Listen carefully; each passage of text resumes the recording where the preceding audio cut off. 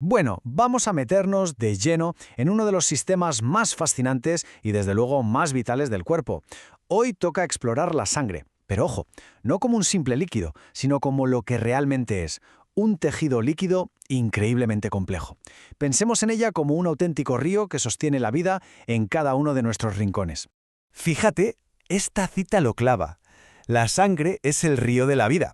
Es una metáfora perfecta que vamos a usar como guía para navegar por sus componentes y entender por qué es tan crucial conocer sus secretos.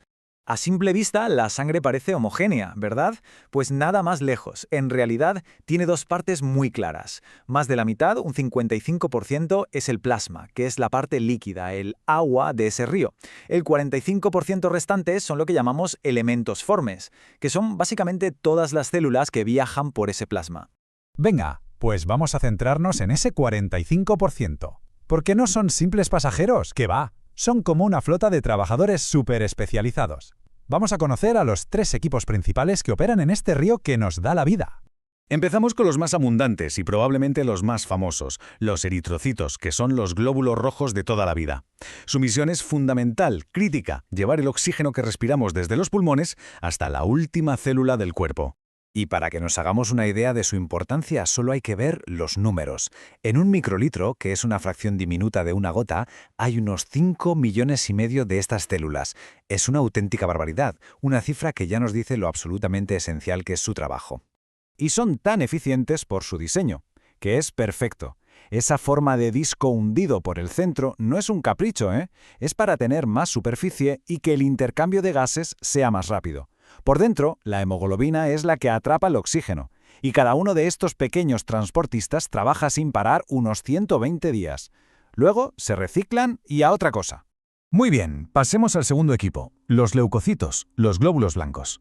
Si los rojos eran la empresa de transportes, los blancos son, sin duda, el ejército y el equipo de seguridad del cuerpo. Son muchísimos menos que los glóbulos rojos, pero su poder es inmenso. Su función es clara: encontrar y destruir a cualquier invasor, ya sean bacterias, virus o cualquier otra amenaza. Y no hay un solo tipo, ¿no? Hay varios, cada uno con sus propias tácticas de combate para mantenernos a salvo. Y nos queda el tercer actor clave en esta historia, las plaquetas o trombocitos. Ellas son el equipo de reparaciones de emergencia del organismo. Siempre están alerta, listas para saltar a la acción si hay alguna fuga en las tuberías, o sea en los vasos sanguíneos. Y aquí viene una curiosidad. Las plaquetas no son células enteras. En realidad son trocitos de unas células gigantes que viven en la médula ósea. En cuanto se detecta una rotura, se activan todas a la vez, corren hacia la herida y empiezan a formar el primer tapón para contener la hemorragia. Ya conocemos a los trabajadores, pero ¿de dónde salen? ¿Y cómo se identifican entre sí? Ahora vamos a la fábrica de células y al sistema de identificación, que es algo absolutamente crucial, sobre todo en medicina. Pues todo empieza con un proceso con un nombre algo técnico: hematopoiesis. Básicamente es la producción sin descanso de todas estas células sanguíneas. Y la fábrica es la médula ósea roja, un lugar increíble que trabaja 24/7 para reponer todas las células que se van perdiendo o que mueren. Y vamos con la identidad, el DNI de la sangre. El famoso sistema ABO se basa en unas moléculas, los antígenos, que están como pegadas en la superficie de los glóbulos rojos. La tabla lo explica genial. Si un glóbulo rojo tiene el antígeno A, pues la sangre es del grupo A. Si tiene los dos, A y B, es del grupo AB. Y si no tiene ninguno, es del grupo O. Y lo interesante es que el plasma crea anticuerpos justo contra los antígenos que no se tienen. Es un sistema de reconocimiento perfecto. ¿Y esto por qué es tan importante? Pues por las transfusiones, claro. La sangre del tipo O, al no tener antígenos en sus glóbulos rojos que puedan provocar una reacción, es lo que llamamos el donante universal. Y justo al revés, la sangre AB, que no tiene anticuerpos en su plasma, puede recibir de cualquiera. Por eso es el receptor universal. Un concepto que salva vidas. Antes hemos hablado del equipo de reparaciones, de las plaquetas. Pues ahora vamos a ver todo el proceso en el que participan. Un mecanismo de una precisión brutal que es vital para la supervivencia. Se llama hemostasia. La pregunta es la que nos hacemos todos. Hay una herida, un corte y empieza a salir sangre. ¿Qué hace el cuerpo para detener esa hemorragia? Pues bien, lo que se pone en marcha es una respuesta rapidísima y perfectamente coordinada. Vamos a ver cómo funciona.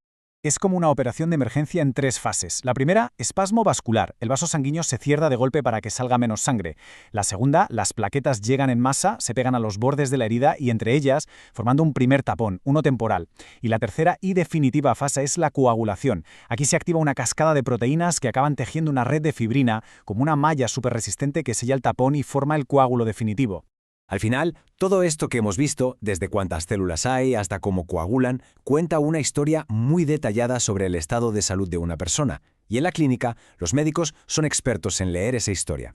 Una de las primeras cosas que se mira es el hematocrito, que no es más que el porcentaje de glóbulos rojos que hay en la sangre. Como vemos, los valores normales cambian un poco entre hombres y mujeres. Si este valor se dispara o cae en picado, puede ser una señal de alerta de cosas como anemia o deshidratación. El volumen total de sangre también es súper importante. No es bueno tener poco líquido, lo que se llama hipovolemia, ni tampoco tener demasiado, que sería hipervolemia. Fíjate en los síntomas, son muy distintos. Por eso, mantener ese equilibrio de fluidos es clave, y saber reconocer estas señales es fundamental para el personal sanitario. Y para tener la foto completa se utilizan diferentes análisis. Un hemograma nos dice cómo están las células. Un panel de coagulación nos cuenta si la hemostasia funciona bien. La bioquímica nos da pistas del estado de los órganos. Cada prueba es como leer un capítulo diferente de la historia que cuenta la sangre. Y con esto cerramos. Queda claro que la sangre es mucho más que un fluido rojo. Es un sistema vivo de transporte, de defensa, de comunicación, que narra una historia continua sobre la salud. Y esto nos deja con una pregunta final fascinante, ¿no? ¿Qué historia está contando la sangre de una persona en este preciso instante?